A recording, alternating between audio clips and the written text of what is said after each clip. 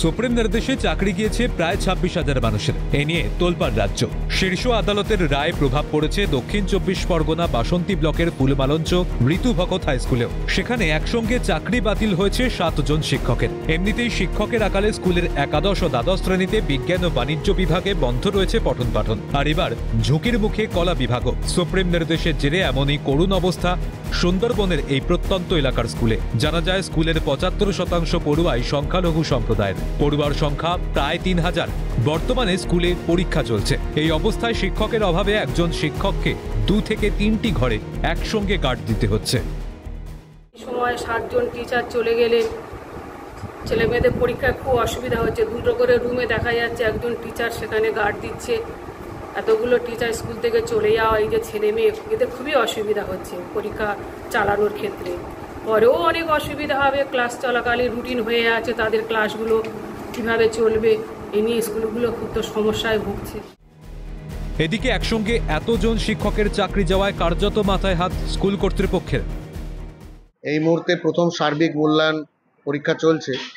তার মধ্যে আমাদের 6 জন শিক্ষক শিক্ষিকা এবং 1 জন শিক্ষাকর্মী তাদের পদচ্যুতি হয়েছে। ফলে আমাদের প্রথম যে সমস্যা হয়েছে পরীক্ষা চালানো, কারণ সমস্ত সেট আপ করার পর হঠাৎ করে এই সমস্যা, খাতা দেখার সমস্যা হবেও, এবং সবথেকে বড় কথা যে পরীক্ষার পর যখন স্বাভাবিক ক্লাস চালু হবে তখন এদের ক্লাসগুলো কে নেবে।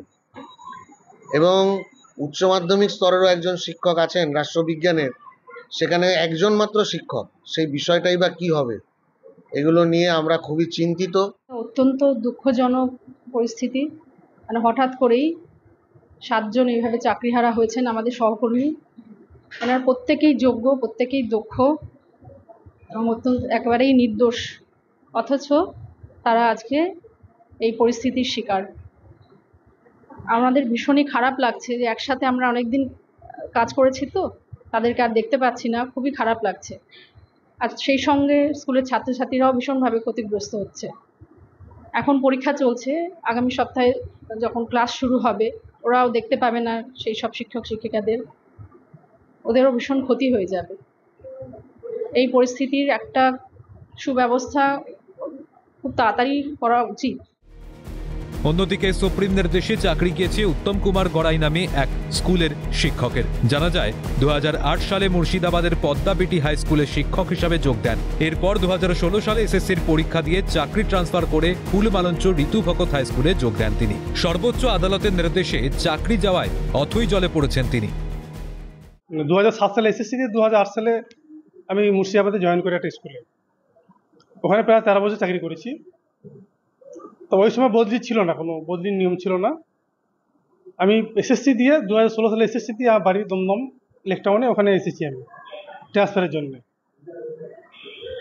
এবং সেই পরীক্ষায় পাস করে এখানে ঋতুভগত ফুলমালঞ্চ ঋতুভগত হাই স্কুলে আমি জয়েন করেছি। এই অবস্থা আমার কি হবে? আমি যদি ইন সার্ভিস টিচার, সেটা আমি জানতে চাই, এই অবস্থা আমার কি হবে। দক্ষিণ 24 পরগনা বাসন্তী ব্লকে ফুলমালঞ্চ ঋতুভগত হাই স্কুলের 7 জন শিক্ষকদের চাকরি বাতিল হয়েছে। কান্নায় ভেঙে পড়েছে স্কুলের শিক্ষক শিক্ষিকারা। একদিকে যেমন স্কুলে পরীক্ষা চলছে, খাতা দেখা থেকে শুরু করে সম্পূর্ণ সমস্যায় পড়েছে স্কুলের শিক্ষকরা। অন্যদিকে গোটা বিষয়টি নিয়ে রাজ্যের শাসক দলের বিরুদ্ধে সরব হয়েছে গেরুয়া শিবির। নিজের সাথে সাথে একটা সুন্দর সুষ্ঠু পরিবেশ প্রদান করেছিল এই এলাকায়, আজ তারা আর নেই। তারা কিভাবে জীবিকা অর্জন করবে, দিন কাটাবে, সেই নিয়েই ব্যস্ত। এই লজ্জাকার, এদেরকে এভাবে বঞ্চিত করা হলো কেন? ঠিক কাদেরকে বাঁচানোর জন্য এদেরকে বঞ্চিত করা হলো? শিক্ষামন্ত্রী আর জেলে একসময় বলতে শোনা গিয়েছিল যে এই সিদ্ধান্ত কালেকটিভলি ডিসিশন পার্থ চ্যাটার্জির একার নয়। যে এই বক্তব্যের প্রণেতা সে আজ কোথায়? সে লজ্জায় কি মুখ লুকিয়েছে? শিক্ষক নিয়োগ দুর্নীতির প্রভাব পড়েছে রাজ্যের শিক্ষা ব্যবস্থায়, এমনটাই দাবি বিরোধীদের। স্বভাবতই প্রশ্ন উঠছে যে শিক্ষক সংকটে কেন ভুগতে হবে রাজ্যের বিদ্যালয়গুলিকে? এর দায় কার? প্রশ্ন ওয়াকিবহাল মহলের। হরিপদ মণ্ডলের রিপোর্ট, ক্যালকাটা নিউজ।